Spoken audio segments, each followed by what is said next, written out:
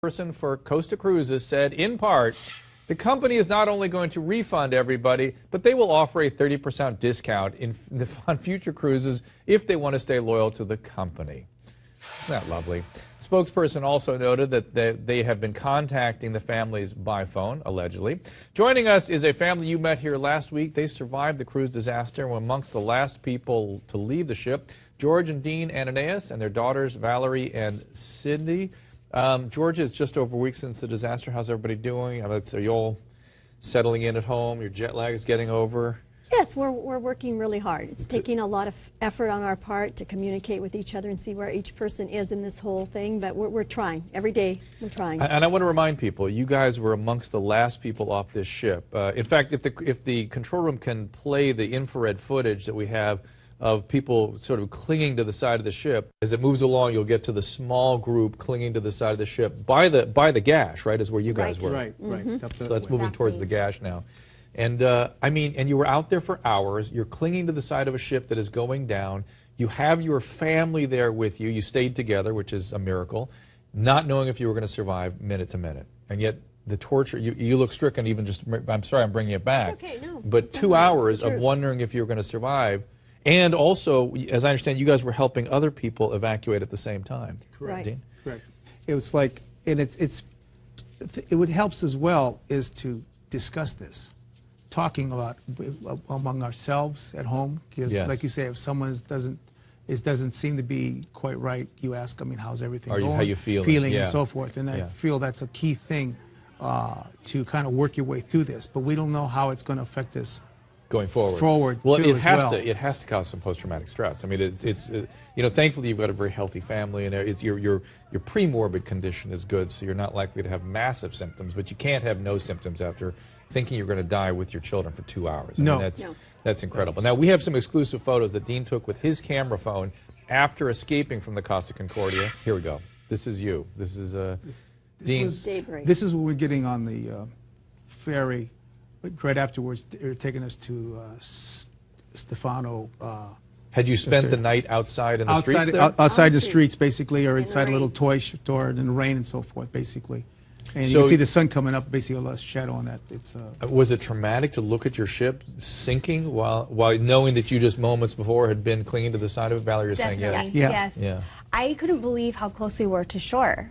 Because when all of this happened, we didn't realize that we were this close. And so when we went by on the ferry, it was traumatic to see. Yeah. I thought I was, imagining things. Yeah, it's wild. Cindy, you too? Yeah, I'm glad I didn't see the ship to its side while I was on the ship. Right. Because then I would have lost all hope, but I'm happy that the time I only saw it was when I was on the way to safety, so. Now, we also have new video from the Italian Coast Guard as divers search for the Costa Concordia for survivors. Among the missing are Jerry and Barbara Hale from Minnesota. They are the elderly couple reportedly who had saved up so they could travel after their retirement. They considered this excursion to Italy and the cruise the trip of a lifetime. Dean, what do we say to this couple's loved ones?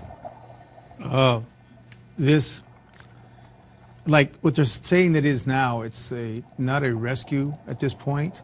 It's salvage. It's salvage. It's basically they're trying to recover. Yeah. Recover, and the thing is, it's like if they didn't freeze to death, I mean, they're underneath the water, and these people had the life jackets on, and they're underneath in a compartment, and I just feel terrible.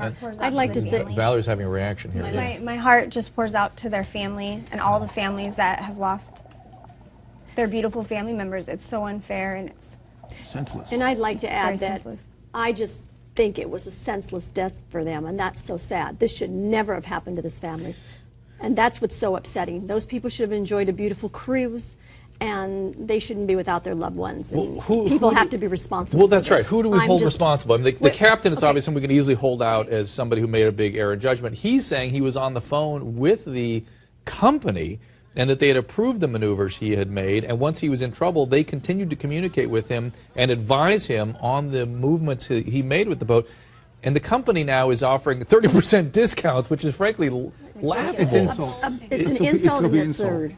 Yeah, and again, I told you I had a cruise ship incident where I wrote to them. I needed hospitalization after an illness I got on the cruise. My son then, same ship, needed a hospitalization after, and I got the same kind of thing. Well, glad you're okay. It's like, is something going on in these businesses that we need to know about?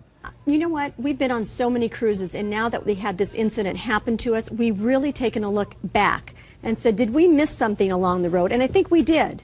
There were a lot of red flags on these different cruise lines that we'd been on where there had been small accidents and people dying, sometimes young kids dying from drinking too much and all that stuff. And we tend to ignore all that until we start to look at this now and look back. And we're saying, oh my goodness, there's been a lot of cover-up on different situations, and we've chosen to ignore it because we just love the cruising. That's got to stop. People have got to be aware, and the truth has got to be told.